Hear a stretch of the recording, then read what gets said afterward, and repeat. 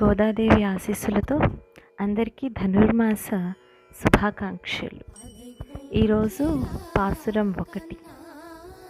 దాని యొక్క భావము: సుసంపన్నమైన గోకులంలో పుట్టి సుశోభితులైన గోపికలారా, శూర్గశీర్ష మాసం ఎంతో మంచిది. వెన్నెలలు కురిపిస్తుంది. చాలా మంచి రోజులివి. సూర్యుడైన నందగోపుని కుమారుడును, విశాల నేత్రియగు యశోదకు బాలసింహము వంటివాడును, నల్లని మేఘం వంటి శరీరము, చంద్రుని వలె ఆహ్లాదకరుడును, సూర్యుని వలె తేజోమయుడును అయిన నారాయణునే తప్ప ఇతరములను కోరని మనకు ఆ స్వామి వ్రతమునకు కావలసిన విచ్చుటకు సిద్ధపడినాడు.